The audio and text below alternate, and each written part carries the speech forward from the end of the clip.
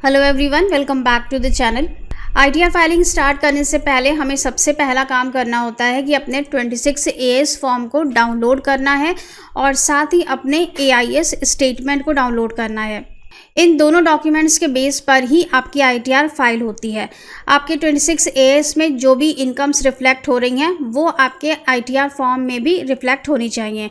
अगर दोनों जगह मिसमैच हुआ तो आपको डिफेक्टिव रिटर्न का नोटिस आ जाएगा। तो आज के वीडियो में हम यही देखने वाले हैं कि आप अपने अकाउंट में लॉगिन करके 26 एएस फॉर्म को कहां से डाउनलोड करते हैं और साथ ही 26 एएस में हमें कौन कौन सी इन्फॉर्मेशंस दिखाई देती हैं। तो इसके लिए सबसे पहले हम आ जाएंगे इनकम टैक्स की वेबसाइट पर, जो कि है incometax.gov.in।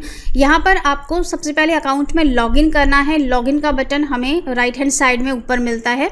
यहाँ पर पैन नंबर और पासवर्ड देकर हम लॉगिन करेंगे तो हम सीधे डैशबोर्ड पर आ जाएंगे।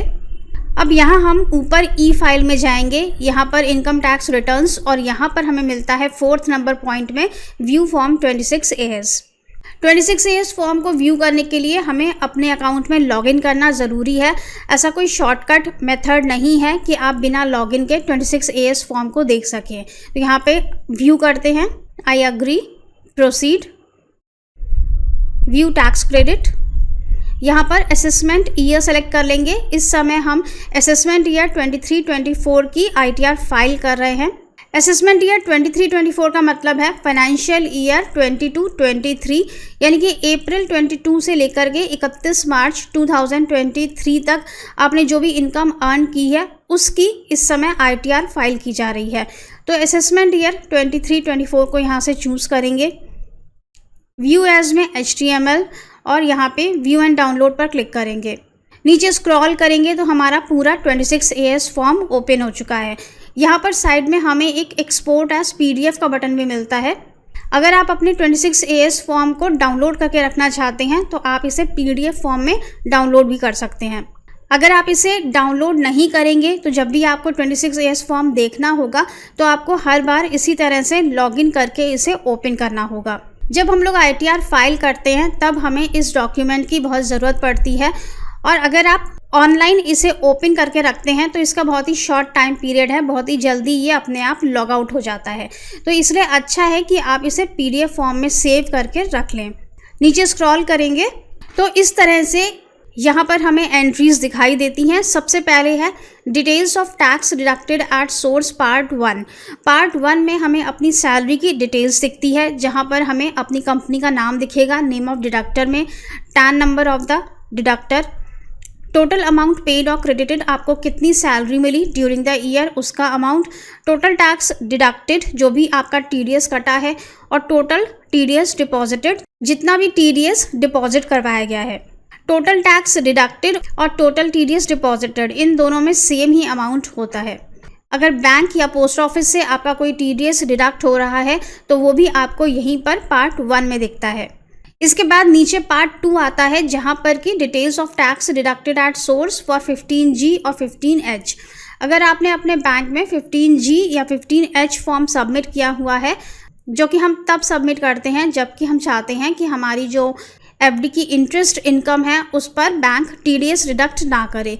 अगर आपने ये फॉर्म्स सबमिट किए हुए हैं तो आपकी FD पर जितना भी इंटरेस्ट है वो आपको यहाँ से मिल जाता है, लेकिन उसका TDS यहाँ पर आपको नहीं मिलेगा क्योंकि बैंक ने कोई भी TDS डिडक्ट नहीं किया है। तो यही दो पार्ट हैं जो कि आपको ज़्यादातर आईटीआर में देखने को मिलते हैं, पार्ट 1 और पार्ट 2, जहाँ पर कि हमें TDS का अमाउंट मिलता है। पहले 26 एएस में काफ़ी सारी इन्फॉर्मेशंस हमें मिल जाती थी। हमारे रिफंड का अमाउंट, हमने सेल्फ असेसमेंट टैक्स पे किया है तो उसका अमाउंट, एडवांस टैक्स का अमाउंट, लेकिन अब ये सारी चीज़ें एआईएस में शिफ्ट कर दी गई हैं। तो 26 एएस फॉर्म से आपको सिर्फ ये पता चलेगा कि कहाँ कहाँ पर आपका टैक्स डिडक्ट हुआ है। अगर सेक्शन 194J या 194H में TDS डिडक्ट होता है तो वो भी यहाँ पर मिल जाएगा। अगर आपकी प्रोफेशनल इनकम है या आपकी बिजनेस इनकम है और उस पर आपका TDS डिडक्ट होता है या TCS कलेक्ट होता है तो वो आपको इस फॉर्म से मिल जाएगा। साथ ही उसके अगेंस्ट में जो आपने इनकम अर्न की है वो भी आपको यहाँ से मिल जाएगी। लेकिन इसके अलावा जो बाकी सारी चीज़ें हैं जिन पर कि TDS डिडक्ट नहीं होता है, जैसे कि सेविंग अकाउंट का इंटरेस्ट है, आपकी शेयर्स की इनकम है, आपने म्यूचुअल फंड्स में इन्वेस्टमेंट किया हुआ है, परचेज़ की हैं या सेल की हैं, आपने ट्रेडिंग की है स्टॉक मार्केट में, आपने वर्चुअल डिजिटल एसेट्स परचेज़ किए हैं या सेल किए हैं, तो आपकी जितनी भी इनकम है वो सारी आपको अपने AIS स्टेटमेंट में मिलती है। तो ये दोनों डॉक्यूमेंट्स बहुत ही इंपॉर्टेंट हैं आपकी ITR फाइलिंग के लिए, 26 AS फॉर्म और दूसरा AIS स्टेटमेंट। AIS स्टेटमेंट हमको कैसा मिलता है?